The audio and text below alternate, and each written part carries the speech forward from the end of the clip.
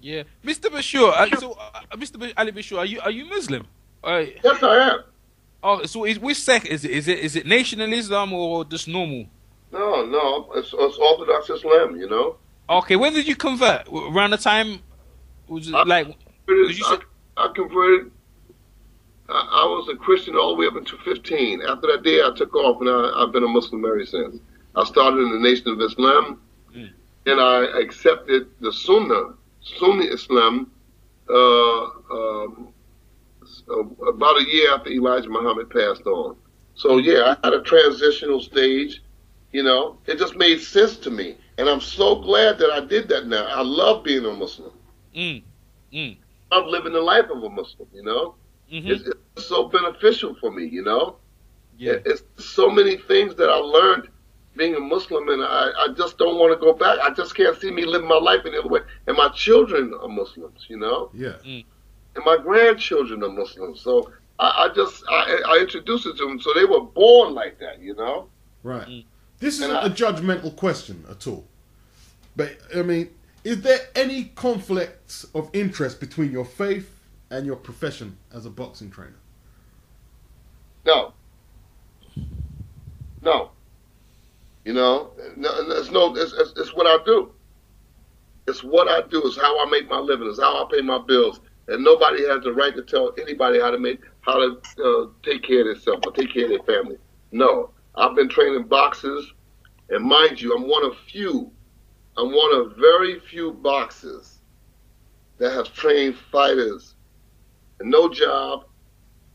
You understand? I'm not working as a mechanic in the day and a trainer in the night. I'm not working in the hospital. I'm not working on the railroad. I'm training boxers 24/7, and it's been like that for 41 years. And I've managed, thank God, I managed to carve a living out for myself and for my family. So I'm thankful to Allah for that I was able to do that. I'm not Mm-hmm. arrogant about it. I don't never want to be perceived as being an arrogant person because I'm not. I learned what it is to be humble through my mother. I learned what it is to be thankful through my mother. My mother was a good teacher, and every time the smoke cleared when I did something dumb in my life, when the smoke cleared, my mother would be standing there. So she was a good woman and teach me that, and I pride her on that, and pride myself on following her instructions. Mm, mm, mm, mm, mm. Yeah. Excellent stuff, man. Yeah, Excellent. excellent stuff, man. For real, man. Cool. I was gonna ask you about. So, what do you think? So The you know, you question told me. you should ask is Amir Khan. Ask him, do he have any conflict about Islam in his profession, or Muhammad Ali? You Yeah, know, that's a yeah. those guys didn't have no conflict. So I mean, I'm not even a fighter, and so I couldn't possibly have it. I just love what I'm doing, but I won't. Yeah, I but you, won't you give the do. fighters all their tools, you know what I mean? You help them give them their tools, so... Yeah, I turn boxers away every day from around the world. You turn them away. I turn them away because they don't have everything. Let me tell you a story. My first trainer was named Frank Shirley, Shirley,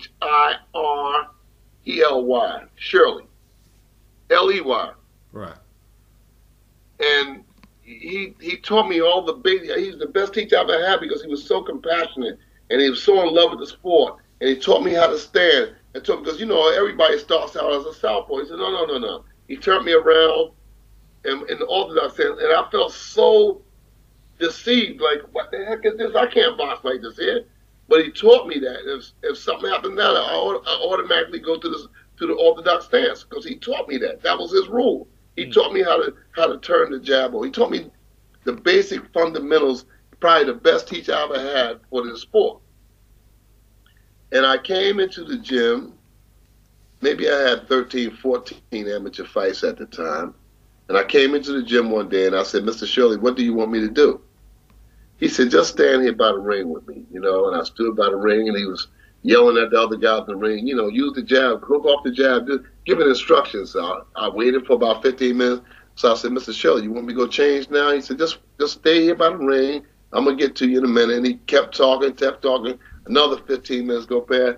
So I said, Mr. Shirley, I'm looking at the watch. I want to get this done and get out the gym. So I said to Mr. Shirley, what do you want me to do? He turned to me and said, I want you to go in the locker room and empty your locker out because you can't see.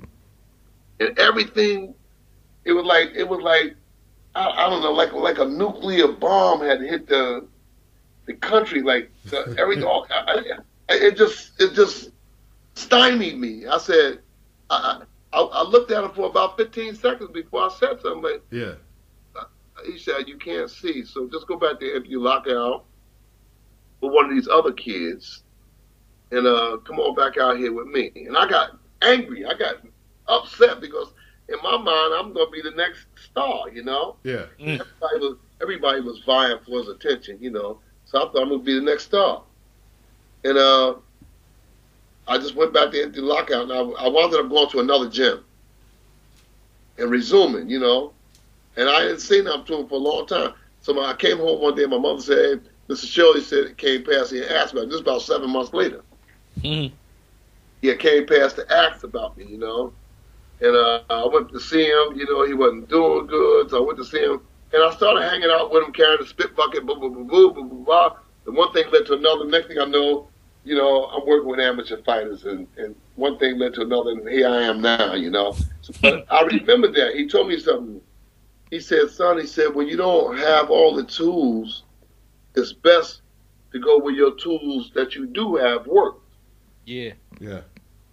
And I live with that to this day. That's why I said that to Andre Paulette. You don't have all the tools. You don't have it. One time I was in the camp, in Latimer Klitschko's camp, about 3 years ago. And I was having some problem with my eye. And Latimer Klitschko came to me. He saw me rubbing my eyes. My eyes was red. It was just that the lenses that I had was bad. And he offered to send me to the best doctors in the world. He said, I will send you to the best doctors in the world, and I will pay for it for you to have LASIK vision. I was born with impaired vision. I was born like this. Wow. So he said, I will send you to the best doctors in the world, and I will pay for it. You got carte blanche, just go. So I started acquiring New York, London, everywhere. And they had different people in the States that I would go to that was acting for those doctors. And every doctor told me, said, no, you're not a candidate for LASIK vision. I said, what do you mean? In order to have LASIK vision, you got to have a layer over your eye, your pupil. I don't have that layer. I wasn't born with it. I don't have it. So the layer would have to directly hit my eyeball, and that's a risk that no doctor would take. So I'm out of boxing as a boxer. I learned that. I learned that from a very wise man. He said, you don't have what you need to be a boxer. And that's why I said I turn boxers away all the time, because I look at them on the floor, I do the pads with them, and I can feel, I said, this guy don't have it. It'll take him too long to learn. Now, if you're 8 or 9 or 10, we can work. But if you're 28, 29, 30, by the time you learn, your brains will be knocked out, you'll be done. So no, I turn away. I just said, you don't have it, you know? Because let them get mad with you, but later on they'll look back and say, I thank that guy, you know? You got people today, they'll bring a guy in the gym and work him anyway, and they know that the person don't have it. I look at him right away. I don't have that kind of time anyway. You know, if you got it, we in business. If you don't got it, say, hey, man, get a job, you know? That's the safest thing, because you mess around and get hurt here. And they look at me like, oh, he's so cruel. But I'm telling them the truth. I want to be truthful with him. Either you got it or you don't. You see what goes on out there.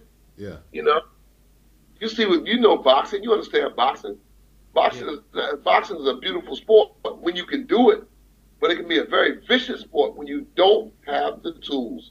So I'm big on guys who have the tools and who don't have the tools. You know, what kind of things are you looking for to tell them they ain't got it? What I'm looking for is their non-ability. They don't deliver the jab good, they can't punch, and they're getting hit. One of the first things that I don't want to give a teaching lesson here in this interview. You understand? Because then everybody knows my secrets. Everybody knows my secrets. But I know what to look for. You know, I'm not going to give a seminar because they have to pay for this. Yeah. Okay, fair enough. got to pay for it, the stuff you get back. I paid, you know. Mm. I paid. A lot of times I wasn't there for graduations. I wasn't there for funerals.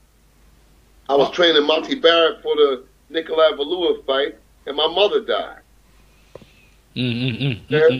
So it's a lot of times that I'm not there for funerals. I'm not there for weddings and anniversaries and stuff. And looking back now, I just sometimes I say, man, I should have been there. You know, I should have been there. I should have been there. You know, I went to visit my mother maybe 11, 12 days before she died, and I told her what I was doing, and she said, well, hadn't you better get back there? I said, no, I'm a contract. I'm gonna stay here. She said, no.